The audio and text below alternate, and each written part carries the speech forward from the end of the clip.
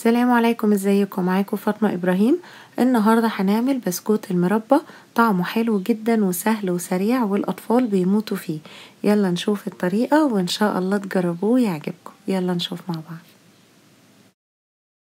هنخلط الاول المكونات الجافة مع بعض. هنحط في بولة كوبايتين الا ربع دقيق، وهنحط عليهم نص معلقة صغيرة بيكنج باودر ونص معلقة صغيرة ملح او ذرة ملح كده بسيطة، وهنقلبهم مع بعض وهنسيبهم على جنب ونبدأ نخلط المكونات السايلة. في بولة تانية هنحط بيضة. البيضة لازم نكون مطلعينها من التلاجة من قبلها بساعة، وهنحط معاها كوباية الا ربع زبدة. برضو الزبدة تكون طالعة من التلاجة من قبلها بساعة، وهنحط معاهم ذرة فانيليا ونبدأ نخلط الاتنين مع بعض، ونحط معاهم كوباية الا ربع سكر، وبرضو نقلب كل ده مع بعض. طبعا ممكن بالمضرب اليدوي او المضرب الكهرباء الاسهل لينا نعمله. اول بس ما يوصلوا كده للقوام ده هننزل بالتدريج بالمكونات الجافة بتاعتنا اللي هو الدقيق والبيكنج باودر وذرة الملح، وهنخلط كله مع بعضه كده بالراحة لغاية ما يختلطوا كويس. بس المكونات الجافة لازم ان احنا نحطها كده بالتدريج، ما نحطهاش مرة واحدة، ونفضل نقلب مع بعض كده لغاية ما العجينة بتاعة البسكوت بتاعتنا تتشكل وتبقى بالشكل ده. هي بتبقى كده تخينة شوية، مش بتبقى سايلة. هو الشكل ده بتاعها كده كويس قوي، بس المهم نتأكد ان الدقيق اختلط كويس بالزبدة والبيض والسكر.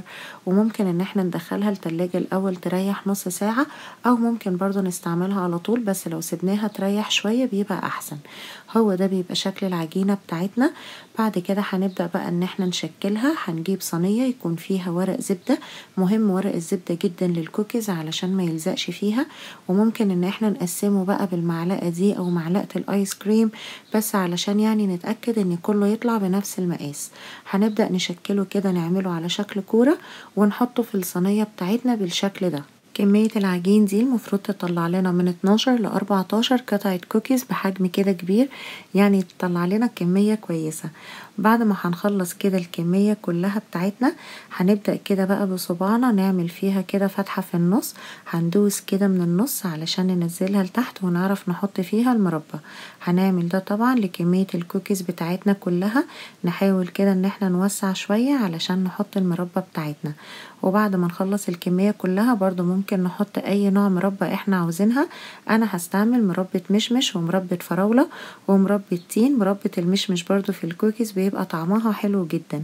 هنحط كده بقى من النص المربى بتاعتنا، بس نحاول ان احنا ما نحطهاش كده على الكوكيز نفسه، نحطها في النص علشان ما تتحرقش في الفرن.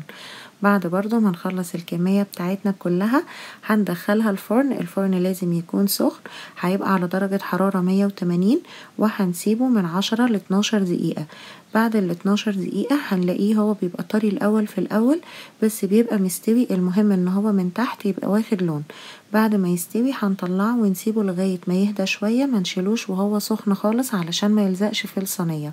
هنلاقيه كده خلاص اخد لون ونشف معانا، ما بقاش طري زي وهو لسه في الفرن. وطعمه وريحته بقى بيبقوا حلوين جدا. ان شاء الله تجربوه وتقولولي رأيكم.